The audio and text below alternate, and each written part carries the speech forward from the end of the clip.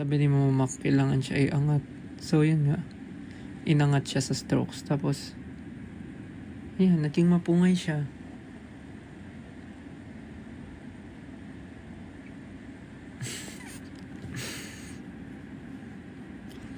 Saan ako nagpa-piercing, halo-halo. So, keratin. So, yung una kong butas ay butas na lola ko nagbutas. Ang ginawa niya, totoong hikaw, tapos ininit niya sa, anong tawag doon? Sa lutuan. What do you call it? Lutuan? Yes. Gasol. Gasol ba? No. Gasol is gas. Yung tawag sa kalan. Shucks. Yeah. Pinainit niya yung hikaw sa kalan.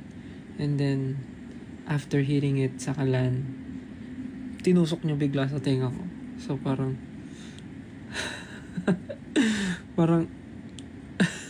no, parang sabi niya nun, habang pinapainit niya yung hikaw, pitik-pitikin ko daw yung tenga ko para daw mamula tsaka mamanhin. So, ganun ginawa ko. Pinitik-pitik ko siya, kinurot-kurot ko siya. Kinurot-kurot ko siya para mamanhid. Tapos, after ilang minutes, bumalik na yung lola ko. Tapos kita ko, parang, kita ko yung, di ko nahawakan, pero parang nararamdaman ko yung init nung dulo nung hikaw. Tapos biglang sabi niya, "Oy, tutusok ka na. 1, 2, hinila niyang gano'n. Dito ba? Oh, parang dito yun. Hinila niyang gano'n. Tapos ginanon ng lola ko. Parang nalala ko nga medyo nag-stuck pa yun ng konti kasi parang makunat ata pa yung ko nun, tenga. Pero parang ko nun, ilang taon ba ako nun? 15? 14, 15, mga ganun. Yun ata yung age ko nun. 14, 15. Yung nagpabutas ako ng tenga sa lola ko. Di ko malala kung both ba yun or isang tenga lang. Right. Isang tenga lang. Isang tenga lang yun. Nagpabutas ako sa lola ko. Tapos, next na is parang meron ako isang butas ng tenga, di ba? Isang butas sa tenga. Then, I remember when I was active pa in K-pop cover dance, marami ako, doon sa circle of friends ko, yung tropa ko, syempre dati, feeling ko pwede man ikwento, Diyos ko, ilang taon na ako. So, umiinom ako with my friends, doon sa tropa ko, umiinom kami. Tapos parang, casual lang na natripan ko, na, butasan mo nga yung tenga ko, pantayin mo na yung sa kabila, kasi dito lang yung butas ko. Sabi niya, paanong butas? Sabi ko, butasan mo na lang kahit karayom or aspile. Sakto nagiinuman kami nun sa bahay ng isa pa naming tropa. So, sabi ko, malakas loob ko nun kasi lasing ata ako nun. Sabi ko, butasan mo yung tenga ko. So, siya nagbutas nito. Ito, tas pinadagdag ko yung isa. So, para maging 3. Parang yun yung naalala ko. Siya nagbutas. Habang, ako nun. Habang wala ako sa sarili.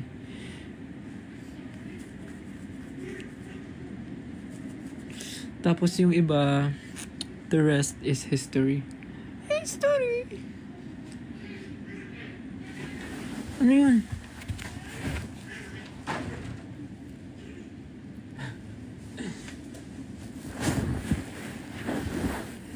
The rest is, saan nga to? Parang may isa akong butas na I remember.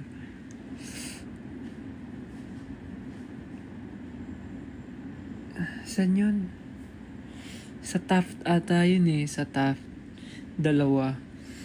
Itong isa,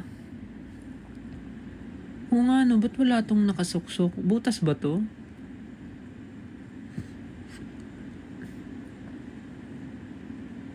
Butas ba yan? Teka nga, check ko nga. Oo nga, no.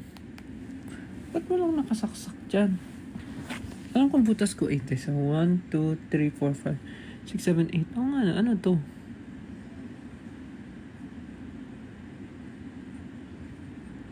Wala ba to? Wala nga ata yun. Hindi yung this one and this one sa Taft to. Naalala ko. During trainee days. Trainee days, parang sabi ko, parang gusto ko ng thrill sa buhay. Gusto ko butasan kabilang side para mahirapan ako matulog. Para straight lang, ganun. So, pinabutas ko din. Totoo nga, nagka-thrill lang buhay ko. Di ako makatulog ng gilid, straight lang. Tapos, ayun na. And ito, and this one, and yung naalala nyo, yung inside, yung nawala, yung nagbara dito. Yung 4 na yun sa Korea. Sa Korea ko yun pinabutas. Though yung isa, nagbara na kasi there was a time na sobrang lala nung funny story. So, di ba nagpabutas ako sa Korea? It's 4 piercing. What's that? Oh, stickers. Thank you for sending po stickers. So, funny story. I have 4 new piercings. So, this one. Psst. No. Stop yan. Doon na, bed na, sleep na. Hindi nyo yan food. Psst. Kumain na eh. Kumain na kayo, di ba? Doon na, bed. Bed na.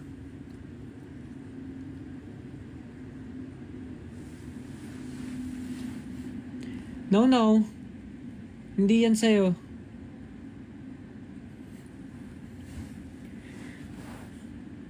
Ano, nasa na ako? So, yun, I have...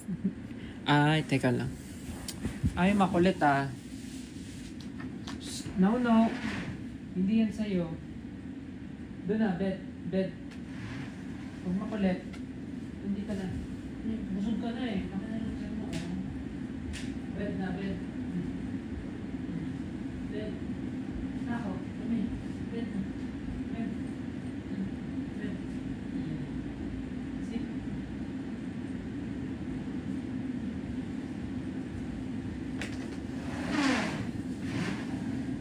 Huwag makulit ha.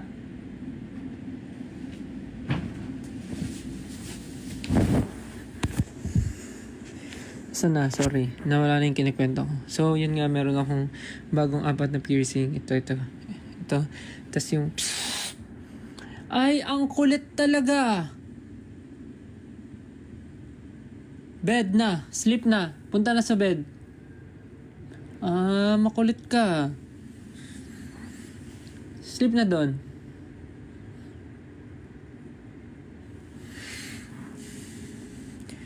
Tapos, there was a time na sobrang inatake ako ng migraine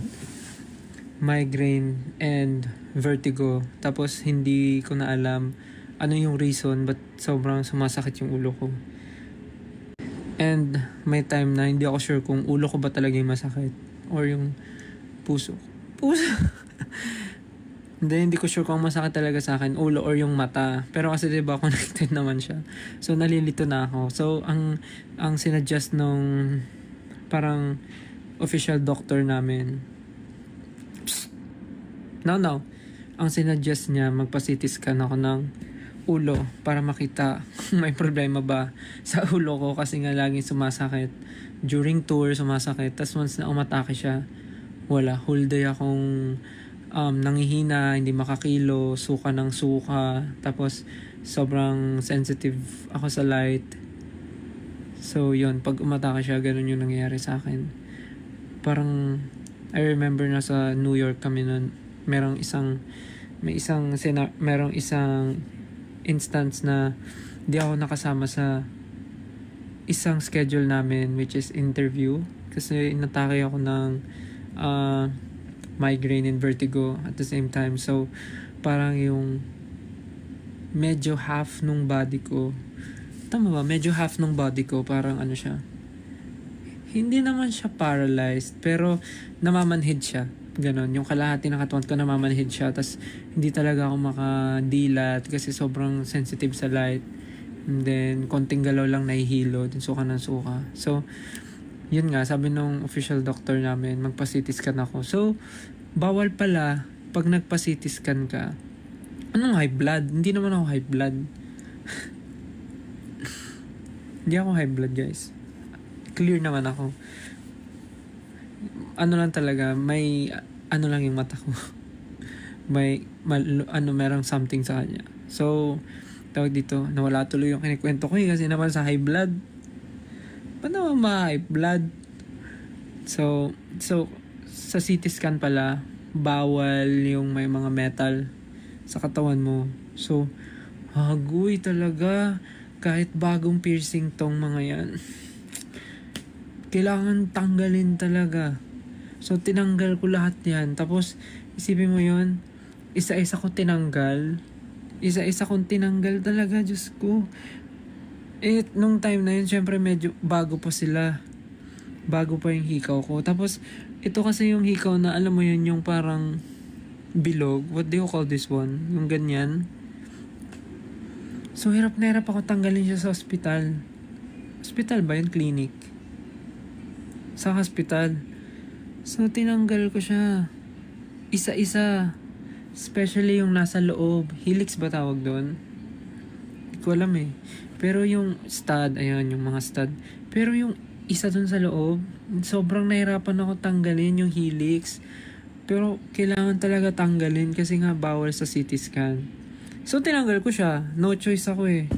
Tapos, dumugo siya. Sobrang dumugo siya. Rook! Rook. Ayun, parang tama nga, rook nga. Nalala ko. Di ba rook ito? Anyways, basta yung nandyan, tinanggal ko yung nasa loob. Dumugo siya. Tiniis ko talaga para dun sa CT scan na yun. So, yun, naalala ko. Then, after kong magpa-CT scan, good thing naman, na-clear. Wala namang nakita ng something. Wala naman akong problema. Walang ang next dito, eye check up. So, baka may kailangan paggawa talaga sa mata ko. Baka specialized specialized eyeglasses. Hindi ko sure, but yeah, yun na yung next na gagawin. So, going back to the story, yung sa earrings ko. After ng CT scan, so, dali-dali ko silang binalik kasi nga, bagong butas halos bagong butas. So, bawal siyang matanggal yung hikaw kasi baka magbara, fresh pa yung sugat. So, binalik ko ulit siya kahit dugo-dugo yung tenga ko, yung kamay ko tugong-dugo. Kasi nga pinilit ko tanggalin. Pero pagdating dun sa may rook, wala talaga mga dzay. Wala. Hindi ko na siya nabalik kasi sobrang sakit. Tapos, pag natusok ko na siya, hindi ko na mahanap yung kabilang side ng butas.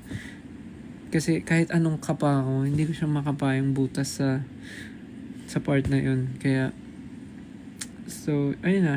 Nag-give up na ako. Hindi ko na siya pinilit ibalik kasi sobrang sakit. Sabi ko na lang sa sarili ko, pag bumalik na lang kami ng Korea, papabutas ko na lang siya ulit. Kasi sobrang gusto ko talaga yung sa rook na yun. Sayang. Well, that's life. Ano yung pa-laser? LASIK ba yung sinasabi nyo? Is it LASIK? Gawa ka alarm for us. Zay, sana okay ka na. Okay naman ako. Kailangan lang talaga okay, so yung nagtitrigger ng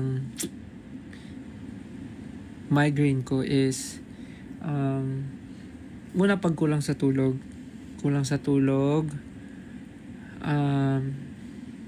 Sige, iano ko siya. pinaka na ano talaga siya pag kulang sa tulog. Yun. Next is strong lights. Pagka yung matindi yung ano nung ilaw, tapos direct siya sa mata ko, doon parang bigla akong nabablind for a while. Tapos after nun, nalabo na yung mata ko. So depende siya. Pag lumabo yung left eye ko, sasakit yung right side ng ulo ko. Pagka yung right side naman yung lumabo yung mata ko, pag nag-blur, yung left naman yung sasakit. So parang ganun siya.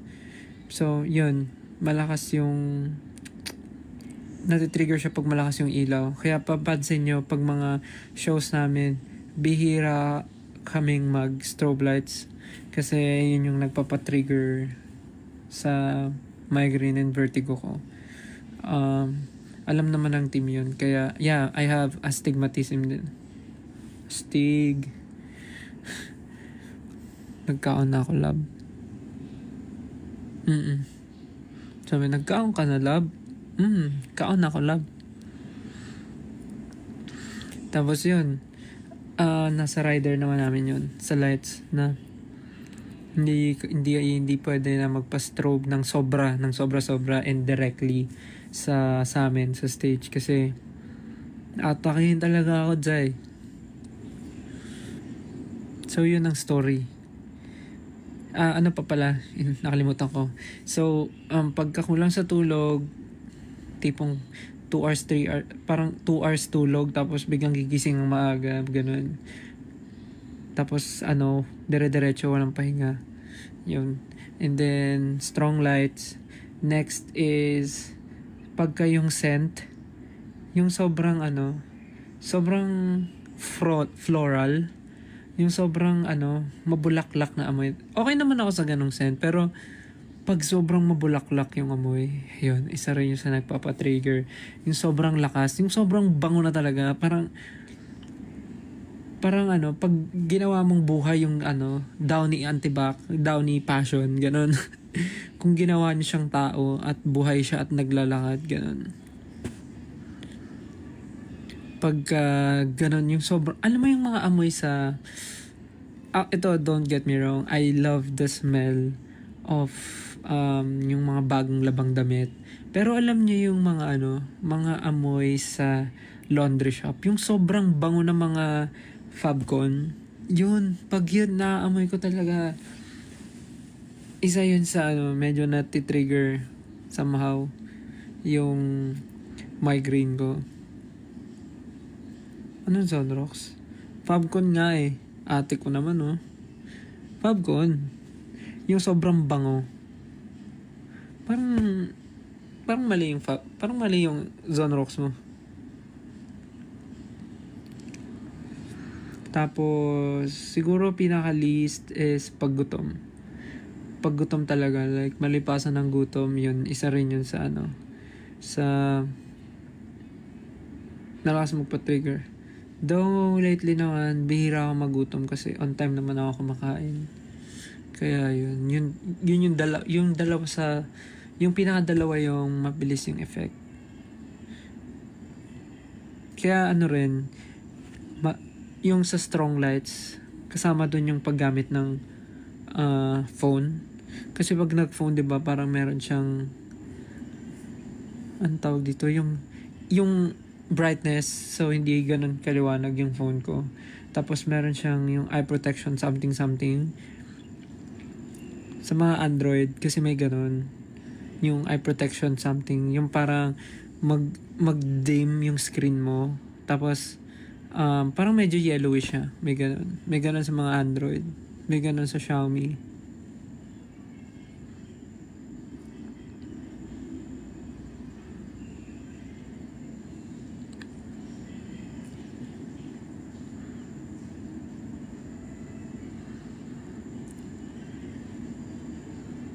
Dami nyo 8.7, daming nanonood. So yun, ang layo na nung narating, no? Parang pinag-usapan, tinanong lang yun. Kung ilan yung butas ng tenga ko, tas kung saan na napunta. But ayun, yun ang story of my life. Searching for the right. Marikip sa buhay ni me. Anong gawa ng alarm? Paano ang alarm? Magsasalita ako, tapos alam ko naman yung alarm pampagising.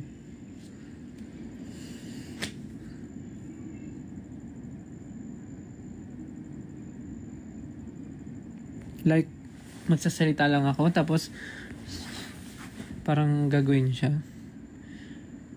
Hoy, batugan, gumising ka na. Hindi ka princess. Ganon.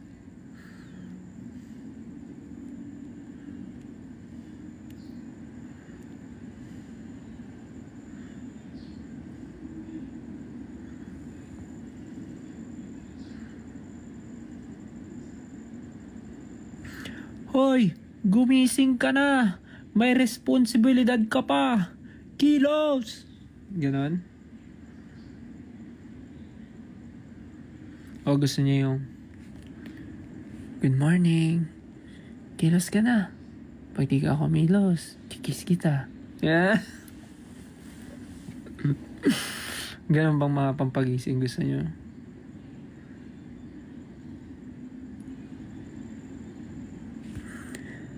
Hi babe. Gising ka na babe. Dito na ako sa baba. See you. Ganon. Mga gusto nyo na. Tingnan mo pag ganito tumataas yung views. 9,000.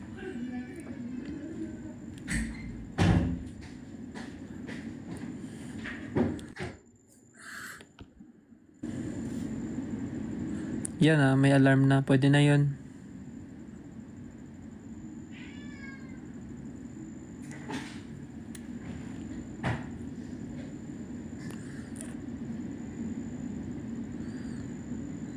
Nakailang minutes na ba ako?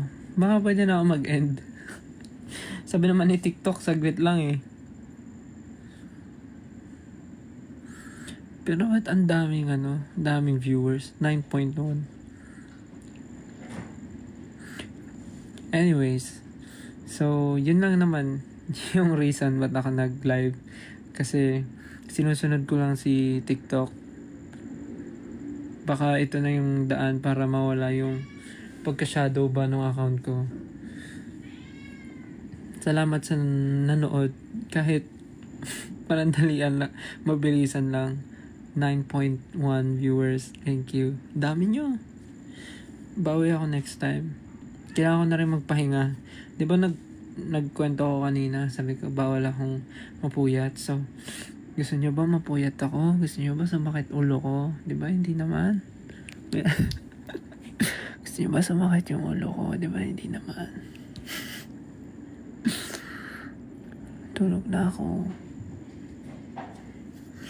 Pag sumakit yung ulo ko, alagaan mo pa ako.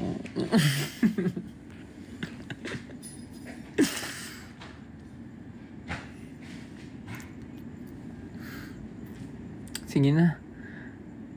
Basta yung kayo na lang mamili dun sa mga alarm na sinabi ko. Bahala na kayo kung anong gagamitin nyo dun. Basta ang goal, sana magising kayo at sana maging inspired kayo sa pagising nyo tuwing umaga. O siya, kailangan ko na magpahinga. Ako'y babiyahe pa para umuwi sa aking bahay. Dahil wala po ako sa aking bahay. Ako po ay nakikain.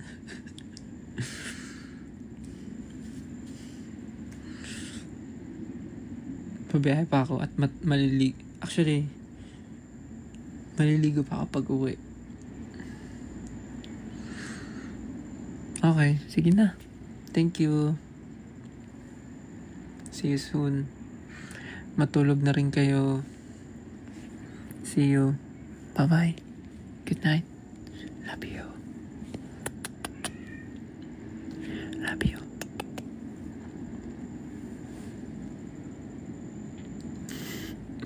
Good night.